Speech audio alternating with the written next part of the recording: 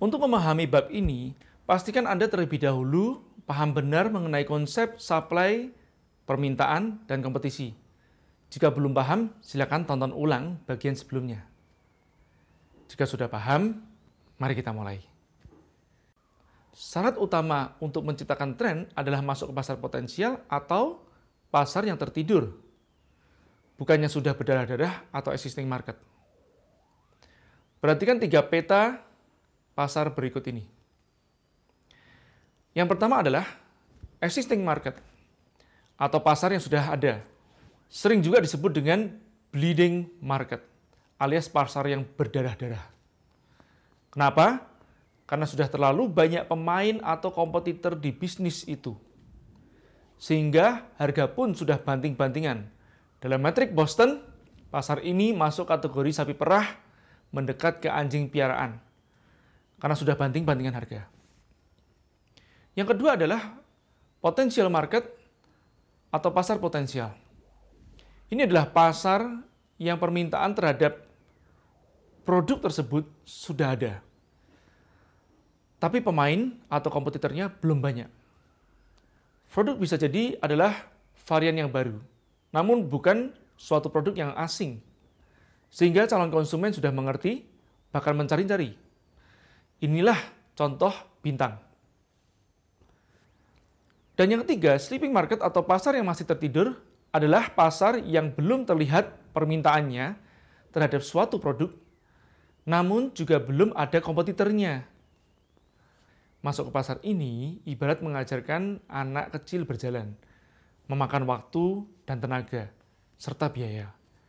Dan ini yang disebut dengan tanda tanya, alias belum kelihatan jelas kapan berhasilnya. Bikinlah pasar potensial, karena permintaan sudah jelas ada dan kompetisi masih rendah. Sehingga upaya yang diperlukan untuk mengetrenkan suatu produk akan relatif lebih ringan dibandingkan dengan jika Anda bermain dengan pasar yang masih tertidur. Adapun pasar yang masih tertidur sangatlah bagus jika berhasil digarap. Karena yang pertamalah yang sering lebih tertancap di benak konsumen daripada yang kedua. Dengan catatan, amunisi Anda cukup kuat untuk membiayai dalam proses edukasi. Sekarang, coba temukan pasar potensial Anda. Lewat contoh-contoh berikut, ingat, jangan lupa siapkan catatan Anda. Perhatikan dengan sama kondisi-kondisi berikut ini, sambil pikirkan produk-produk yang terlintas di benak Anda. Jika mendapatkan suatu ide, tuliskan di kertas Anda. Yang pertama, banyak produk yang berkualitas, tapi gagal tren. Bisa jadi karena momentum atau unsur lain seperti kemasan, merek, target pasar, cara promosi, atau hal lainnya yang masih salah. Kedua, berhasil tren tapi tak bertahan lama. Seperti tren bubble tea beberapa tahun yang lalu yang sempat tenggelam, kemudian hadir lagi dengan adanya chat time di Indonesia. Sehingga bubble tea pun menjadi tren lagi.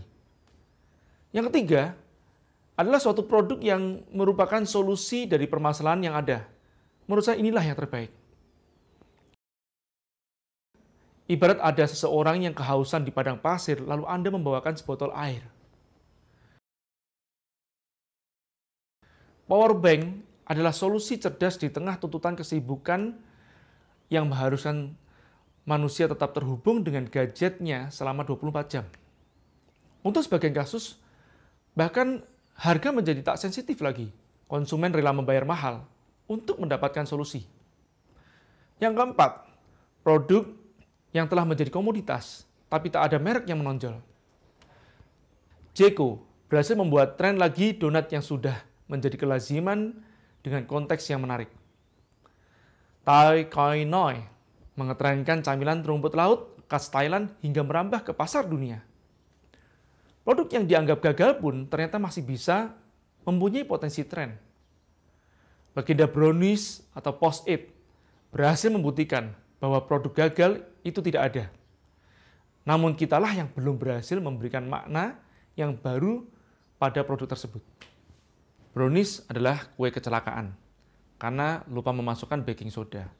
Tapi menjadi laris manis setelah dipositioningkan sebagai kue varian baru. Begitu juga dengan Post-it, gagal sebagai perekat yang kuat.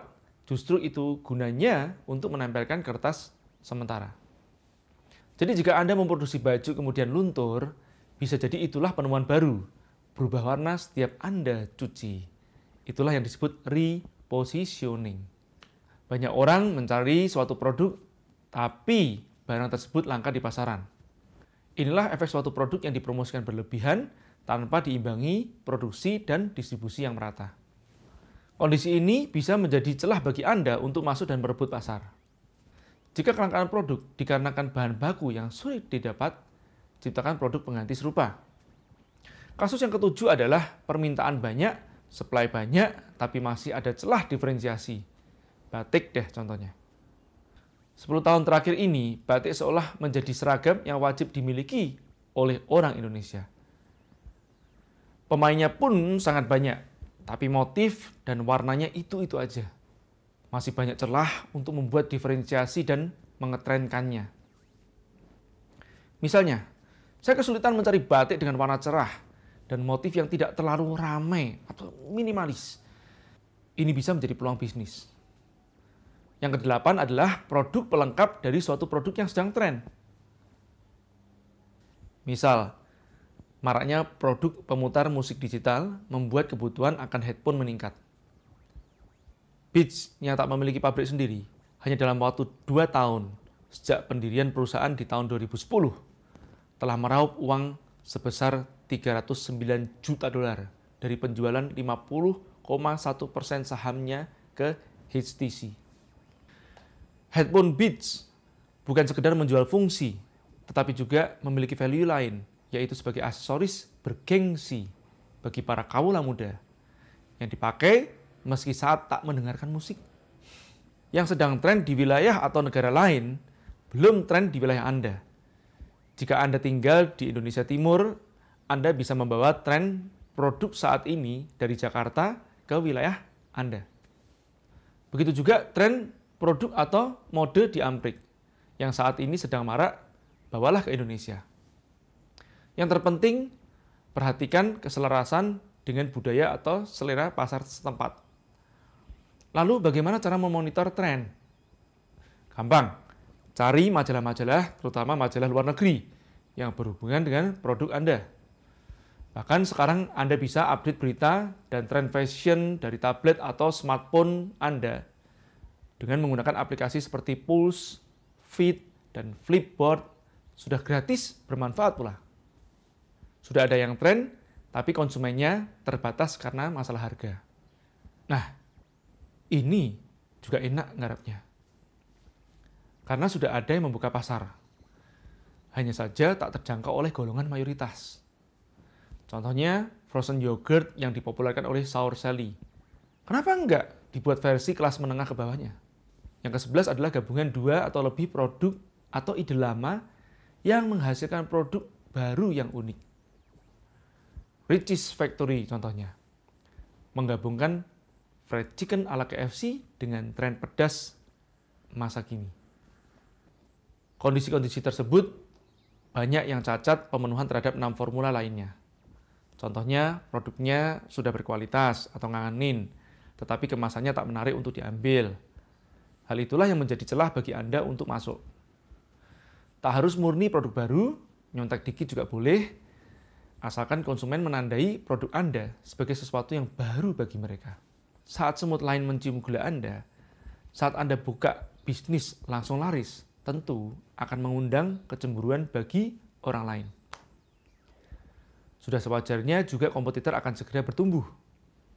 Saat itulah harga akan mulai terkoreksi, kecuali merek Anda sangat kuat. Janganlah terburu-buru menurunkan harga. Ada banyak strategi menghadang musuh. Salah satunya menerbitkan merek petarung atau fighting brand. Yang terpenting, tetaplah perkuat value produk Anda. Tapi, pastikan itu fakta, bukan sekedar janji.